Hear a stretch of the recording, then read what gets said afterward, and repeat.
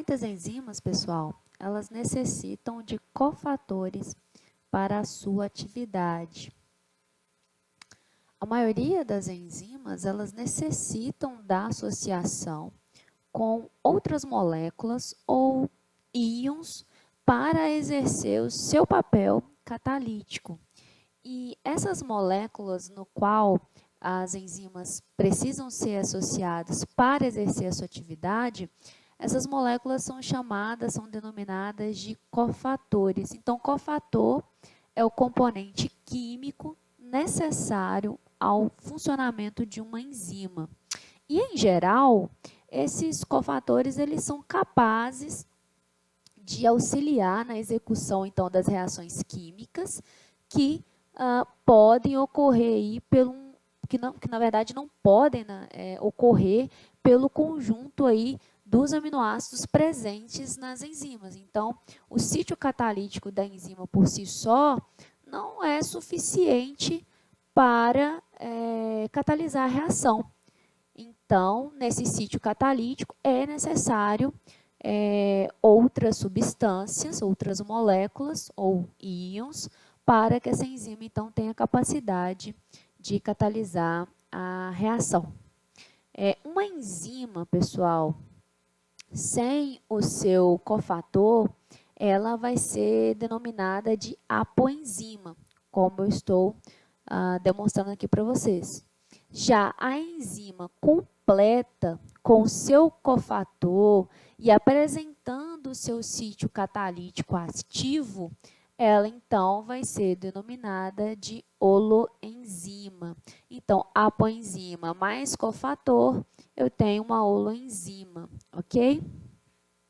Os cofatores, pessoal, eles podem aí ser subdivididos em dois grupos. Aqueles que são formados pelos metais e aqueles que são formados pelas pequenas moléculas orgânicas.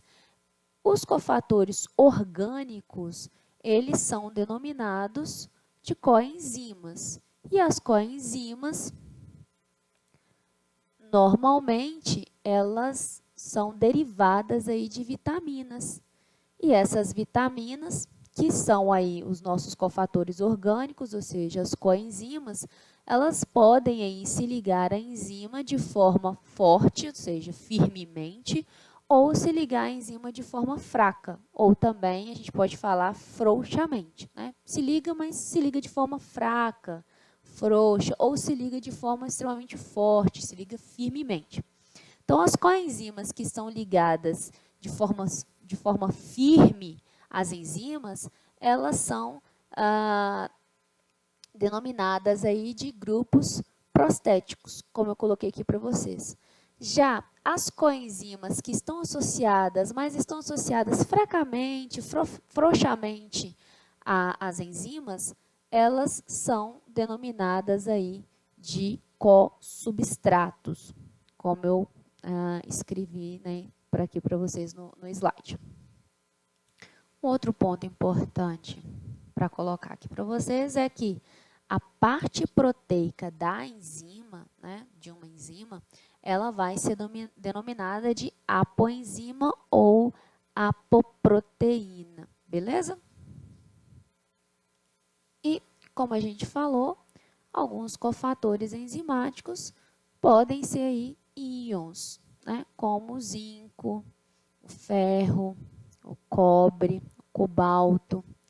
Então, por exemplo, o ferro, ele é cofator de algumas enzimas como citocromo oxidase, catalase, peroxidase. O potássio é um cofator da piruvato quinase.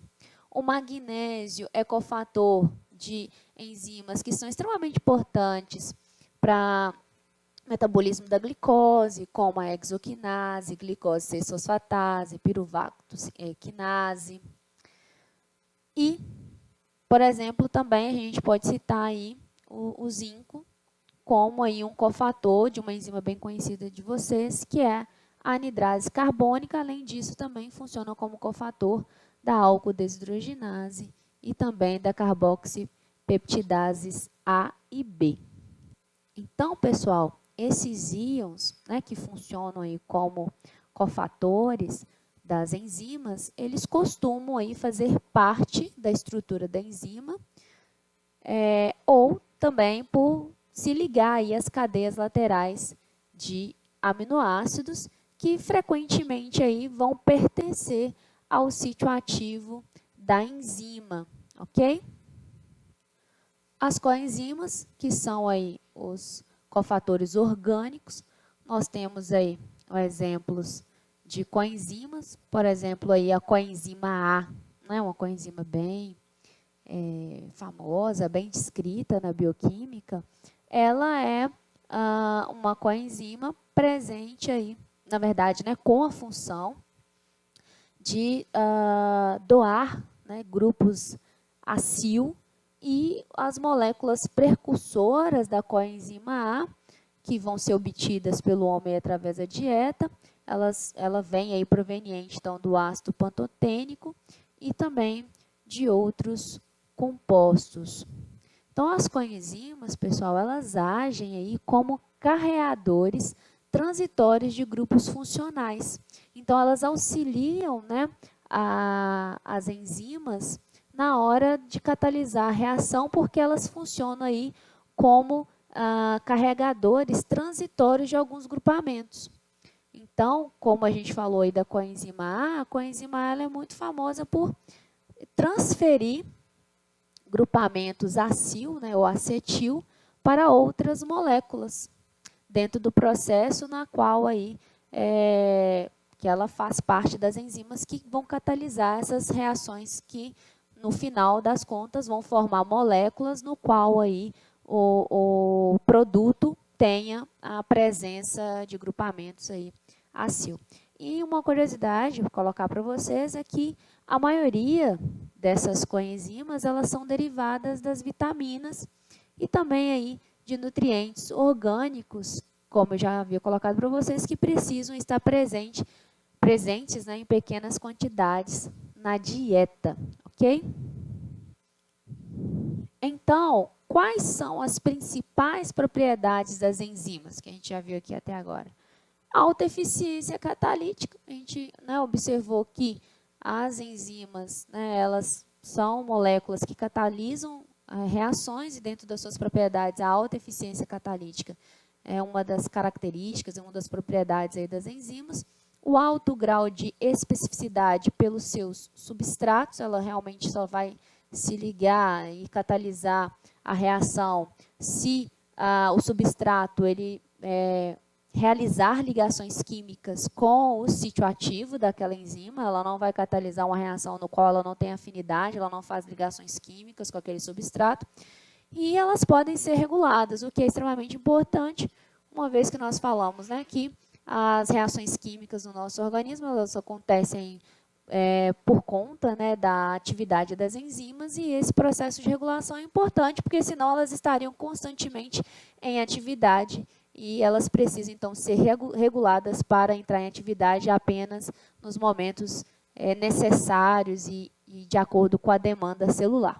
Então, para reforçar a ideia, né, do que a gente falou bem lá no início da aula e também agregar aí junto com a alta eficiência catalítica, a gente utilizou bem lá no início da aula o exemplo aí da orotidina monofosfato descarboxilase, que eleva, né, que aumenta a reação em 10 a 17 vezes mais, ela acelera a reação.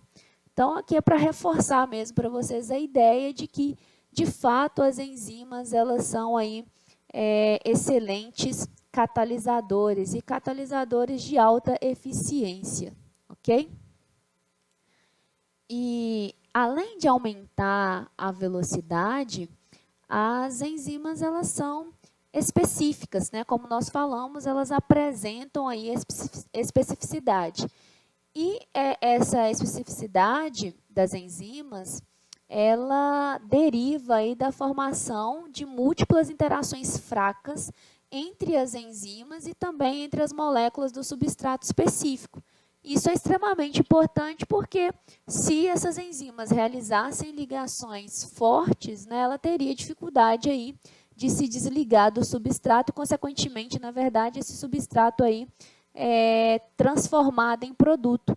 Então, é ideal mesmo, é interessante que essas enzimas elas façam aí várias ligações fracas. O fato de ter várias ligações, isso é legal, porque vai estabilizar a enzima no sítio catalítico, o substrato, desculpa, no sítio catalítico, isso vai estabilizar e vai favorecer, então, a formação de complexos enzima substrato e, consequentemente, mais à frente, o complexo enzima produto até a liberação do produto e essa enzima poder ser aí reutilizada, reciclada. Então, as enzimas elas vão reduzir a entropia pela ligação. E elas vão fazer isso de que forma? Elas vão fazer isso através da dessolvatação do substrato, ou seja, da retirada da camada de água do substrato para facilitar a interação do substrato com o sítio catalítico aí, da enzima. E, além disso, as enzimas elas vão apresentar aí o ajuste induzido. O que é isso? A enzima ela se liga ao substrato de forma específica, mas ela não apresenta um sítio que promova um encaixe perfeito com o substrato. Na verdade, ela se liga com o substrato de uma forma que a reação seja possível de acontecer. Ok? Nós estamos vendo aí, nós já comentamos que as enzimas elas podem ser reguladas e de que forma elas podem ser reguladas? Elas podem ser reguladas através da expressão gênica, ou seja, as enzimas elas podem ser expressas ou não, conforme aí fatores de transcrição produzidos pela célula e esses fatores de transcrição vão ser produzidos de acordo com as condições celulares. Isso é interessante porque a gente vai regular aí a atividade da enzima, disponibilizando ela ou não aí ao meio. A regulação ela pode ser feita de forma alostérica, através de efetores positivos ou negativos, ou seja, moléculas podem aí, então, se ligar em determinadas regiões da enzima, ou seja, regiões alostéricas, ou seja, fora do sítio ativo, e elas podem facilitar, como no caso de efetores positivos, ou como podem também não facilitar, como é o caso aí de efetores negativos, a ligação aí da enzima ao substrato. Então, podendo favorecer ou não a formação do produto de acordo com a necessidade celular. E também as enzimas elas podem ser reguladas por modificação covalente, ou seja, ligações aí de grupamentos, como por exemplo, grupamentos fosfatos, eles podem aí ativar ou desativar a enzima. E esse tipo de regulação através de grupamentos fosfato, como eu estou colocando aqui para vocês, é um tipo de regulação extremamente importante, principalmente naquelas reações que vão ocorrer em sentidos ou contrários, ou seja, como, por exemplo, na síntese e degradação de glicose. Então, boa parte aí das enzimas que fazem parte da síntese de glicose e também da degradação são compartilhadas, pelo menos 7 passos aí a gente já sabe que são compartilhados. E com essa regulação, as enzimas elas conseguem compreender se está na hora, então, de degradar a glicose para ser utilizado como fonte energética, por exemplo, ou se não, se já tem energia suficiente e essa glicose, então, pode ser armazenada ou um outro caminho metabólico pode ser atribuído a ela. E, por último, aí dentro dos processos de regulação, nós temos o zimogênio. O zimogênio